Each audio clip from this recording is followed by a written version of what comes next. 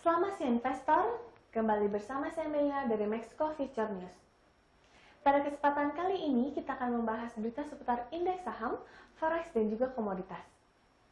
Bursa Wall Street bervariasi pada akhir perdagangan Kamis waktu setempat atau Jumat waktu Indonesia Barat, namun S&P 500 dan Nasdaq ditutup di rekor tertinggi didorong oleh optimisme tentang lebih baik bantuan pandemi di bawah pemerintahan Joe Biden untuk mendukung ekonomi setelah data menunjukkan pemulihan pasar tenaga kerja yang lesu.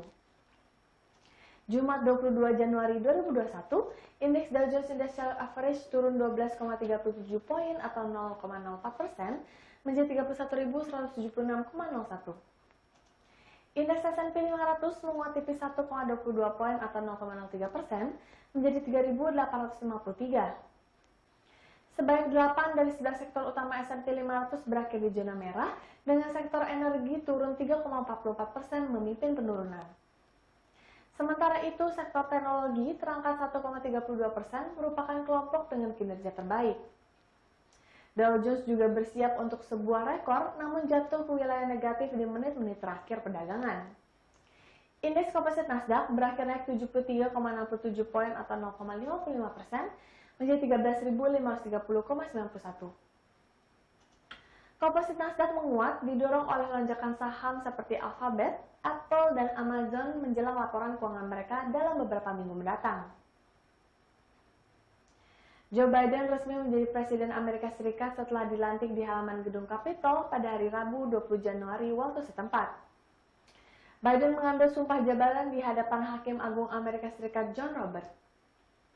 Biden menjadi Presiden ke-46 Amerika Serikat menggantikan Donald Trump. Presiden Joe Biden telah meluncurkan beberapa inisiatif selama hari-hari pertama yang menjabat, termasuk meningkatkan pengujian dan peluncuran vaksin. Sektor energi yang tergelincir 3,44%, penyeret terbesar di antara 11 sektor utama S&P 500, menyusul berita Biden mencabut izin proyek pipa minyak Keystone XL. Dengan valuasi mendekati level tertinggi 20 tahun, hasil perusahaan dapat menjadi ujian penting apakah rally pasar saham telah berjalan di depan fundamentalnya. Laporan laba di perusahaan-perusahaan S&P 500 diperkirakan melonjak 24% pada tahun 2021 setelah jatuh 15% pada tahun 2020 menurut data definitif per 15 Januari. Saham Intel melonjak di akhir sesi karena laporan labanya dirilis lebih awal serta memperkirakan laba dan pendapatan kuartal pertamanya di atas ekspektasi. Saham pembuat chip ini ditutup melonjak 6,46%.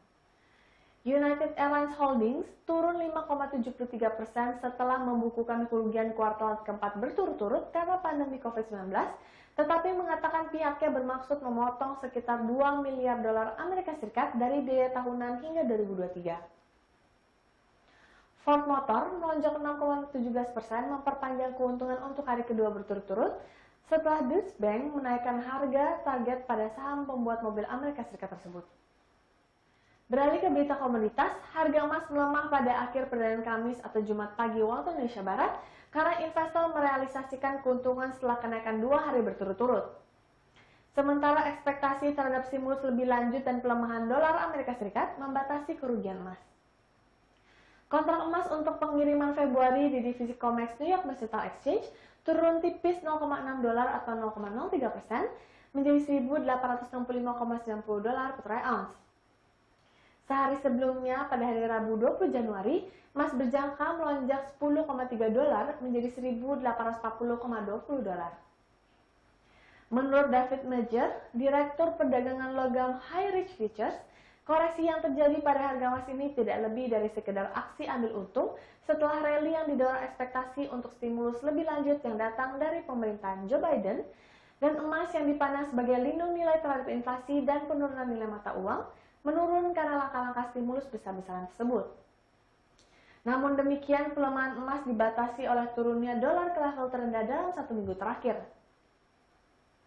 Terlebih, komentar dari Janet Yellen, calon Menteri Keuangan Amerika Serikat, menggarisbawahi kebutuhan akan stimulus juga mendukung harga komoditas logam mulia ini.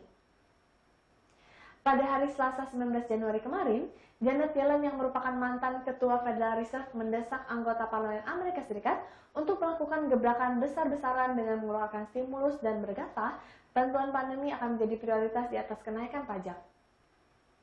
Ekonom Bank OCBC Howie Lee pun memprediksi harga emas masih bisa mencapai $2.000 pada pertengahan kuartal kedua ketika sejumlah besar orang diinokulasi dan ada begitu banyak uang tunai dalam sistem dengan pemberitaan yang hampir kembali normal. Sedangkan harga minyak bervariasi pada akhir perdagangan Kamis atau Jumat pagi waktu Indonesia Barat setelah data industri menunjukkan peningkatan tak terduga dalam persediaan minyak mentah di Amerika Serikat. Hal ini pun membuat kekhawatiran terhadap permintaan bahan bakar terkait pandemi. Meski demikian, harapan paket stimulus Amerika Serikat dalam rangka penanganan COVID-19 mendukung harga minyak. Minyak mentah Brent untuk pengiriman Maret naik tipis 2 sen menjadi $56,10 per barrel. Sedangkan harga minyak mentah berjangka West Texas Intermediate Amerika Serikat untuk pengiriman Maret melemah 18 sen menjadi $53,13 per barrel. Sebenarnya, kedua kontrak minyak tersebut telah menguat selama 2 hari perdagangan karena ekspektasi pengeluaran bantuan COVID-19 di bawah Presiden Amerika Serikat Joe Biden. Sementara itu, data industri menunjukkan persediaan minyak mentah Amerika Serikat naik sebesar 2,6 juta barrel selama pekan lalu. Jumlah tersebut di atas perkiraan analis sebesar 1,2 juta barrel. Di tempat lain, kepatuhan atas kesepakatan untuk memangkas produksi dari OPEC Plus turun pada bulan Desember dari bulan November. Kepatuhan mencapai 99% bulan lalu. Sementara itu, meningkatnya kasus virus corona di China, importir minyak mentah terbesar di dunia, turut membebani harga. Beijing berencana untuk memberlakukan persyaratan pengujian virus yang ketat selama musim liburan Tahun Baru Imlek, ketika puluhan juta orang diperkirakan melakukan perjalanan guna memerangi gelombang infeksi baru yang terburuk sejak Maret 2020. Sekian berita seputar indeks saham, forex, dan komoditas untuk hari ini. Saya Melina pamit undur diri, terima kasih dan sampai jumpa lagi.